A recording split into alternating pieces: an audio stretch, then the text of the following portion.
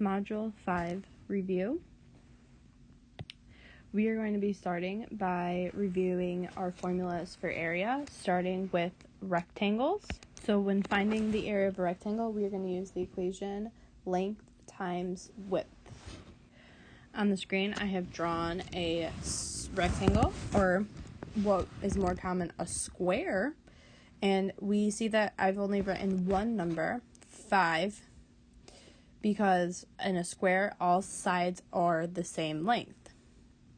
So that means that this side would be 5 meters, and this side would be 5 meters, and this side would be 5 meters. They're all the same length.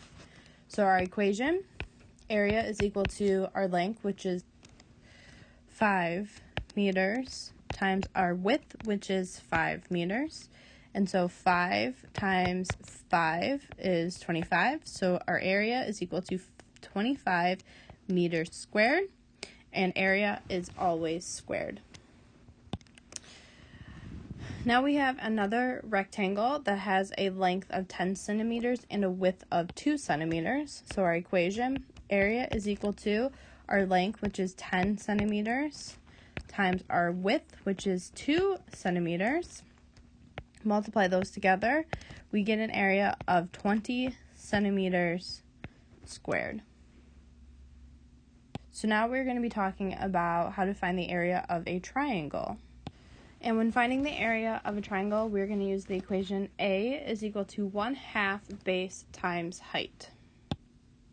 Okay, we have a triangle that has a height of 10 kilometers and a base of 3 kilometers. So our equation is equal to A is equal to 1/2 times the base, which is 3 kilometers, times our height, which is 10 kilometers.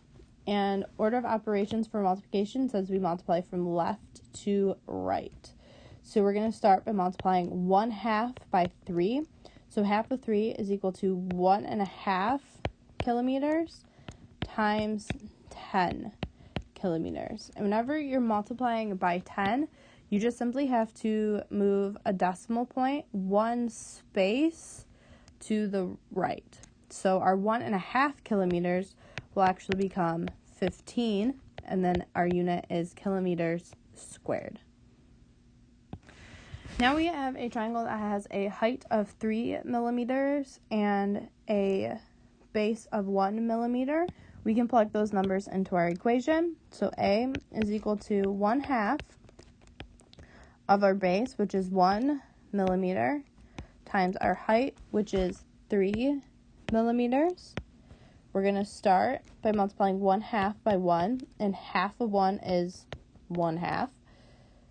So that would be 1/2 millimeters times 3 millimeters. And as we saw in the last problem, half of 3 is 1.5. So we have an area of 1.5 millimeters squared. So now we have a new triangle, and this triangle is an obtuse triangle, meaning it doesn't have a right angle. So that's the triangle where we actually have to go out from one of the sides. So I'm going to go out over here, and we're going to go straight down and over to make that right angle. And now we have a height, and our height is 5 meters. So now that we have both our height and our base, we can plug our numbers into our equation. So area is equal to 1/2 times the base, which is 12 meters, times our height, which is 5 meters. Start by multiplying 1/2 by 12. So that is 6 meters times 5 meters for an area of 30 meters squared. So now we're going to talk about how we find the area of a circle. So the formula we use when finding the area of a circle is area is equal to pi r squared, where pi is equal to 3.14. So we have a circle with a radius of 5 centimeters.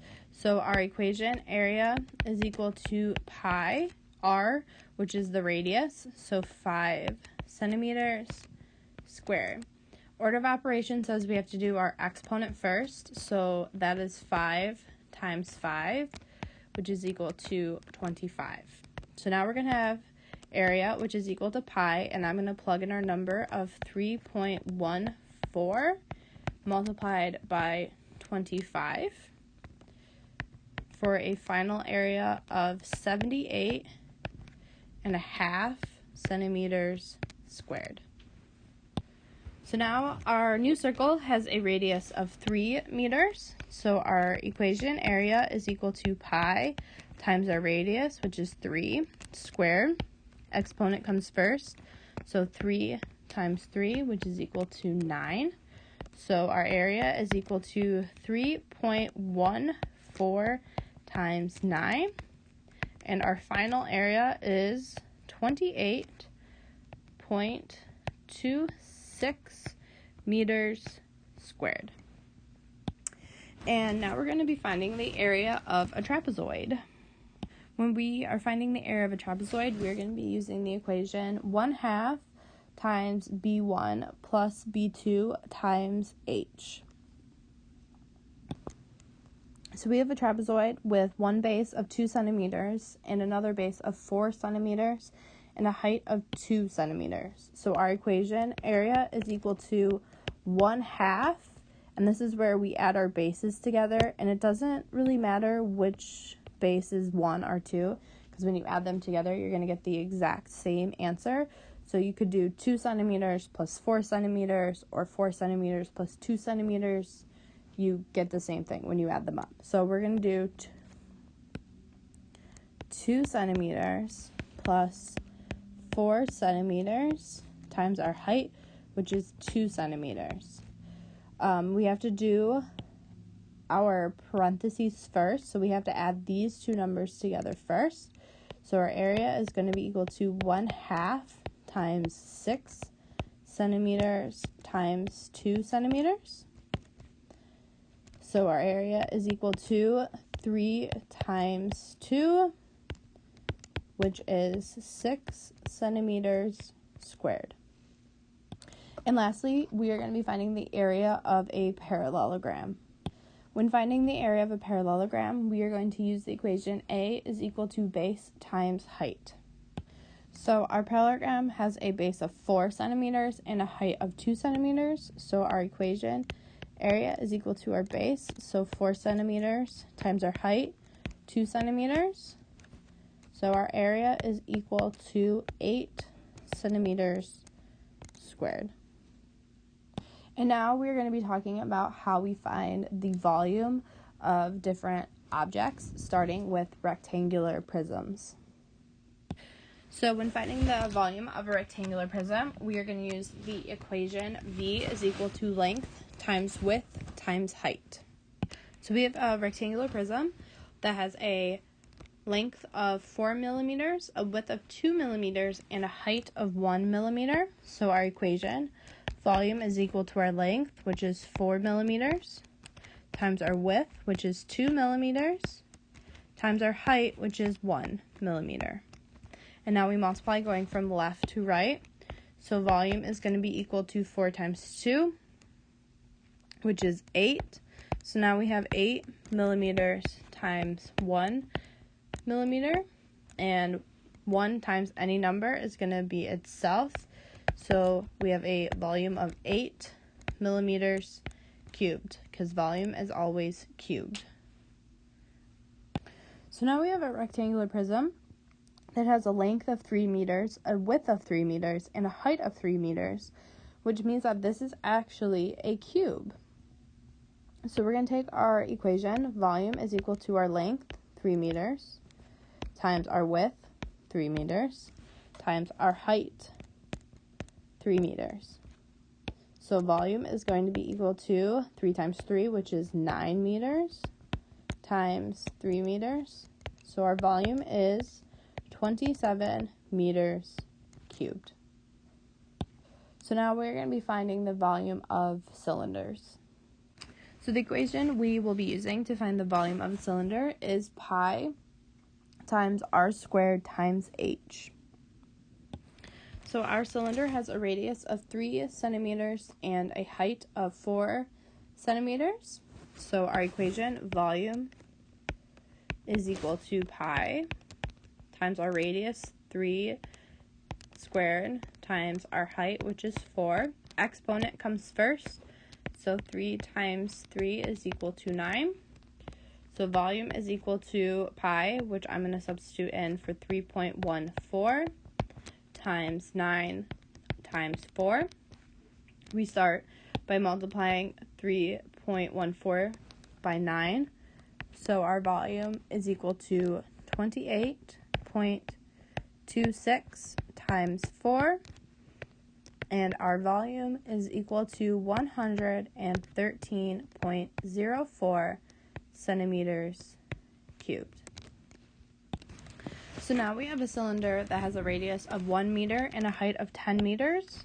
So our equation, volume, is equal to pi times our radius, which is 1 squared, times our height, which is 10. Exponent comes first, so 1 times 1 is equal to 1. So volume is going to be equal to 3.14 times 1 times 10. We start by doing 3.14 times 1, so that stays 3.14 times 10. And remember, when you're multiplying by 10, you can just move the decimal one place to the right. So our volume is equal to 31.4 meters cubed. Now we're going to be focusing on finding the volume of a cone. And when finding the volume of a cone, we are going to be using the equation volume is equal to 1/3 pi r squared times h. So our cone has a radius of 3 meters and a height of 9 meters. So our equation volume is equal to 1/3 pi r, which is 3 squared, times h, which is 9. We're going to be doing our exponent first. So 3 times 3 is equal to 9. So volume is equal to 1/3 pi times 9 times 9. So now we're going to start by doing this 1/3 times pi. So that is equal to 1/3 times 3.14, or 3.14 divided by 3, which gives you an answer of about 1.05. So volume is going to be equal to 1.05 times 9 times 9.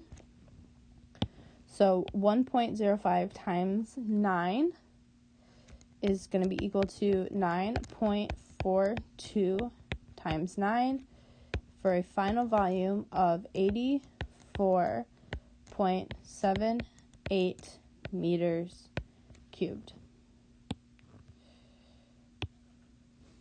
Our new cone has a radius of 4 meters and a height of 10 meters. So our equation, volume is equal to 1/3 pi times 4 squared times 10. So exponent first, 4 times 4, which is equal to 16. So volume is equal to 1/3 pi times 16 times 10. And in the previous example, we already found 1/3 times pi. So that is equal to 1.05 times 16 times 10. So 1.05 times 16 is going to be 16.8 times 10. And we can just move this decimal one place to the right. So our volume is 168 meters cubed. Now we're going to be finding the volume of a sphere. When finding the volume of a sphere, we're going to be using the equation 4/3 pi r squared. So our sphere has a radius of 2 meters. So our equation is volume is equal to 4/3 pi, and then our radius 2 squared. Exponent 2 times 2 is equal to 4. So now we have volume is equal to 4/3 pi times 4. And we have to start by doing the 4/3 times pi. So that would be 4/3 times 3.14. So you will have 12.5 0.56 divided by 3, which is equal to about 4.19. So now we can go back to our equation. So volume is equal to 4.19 times 4. So our volume is equal to 16.75 meters cubed.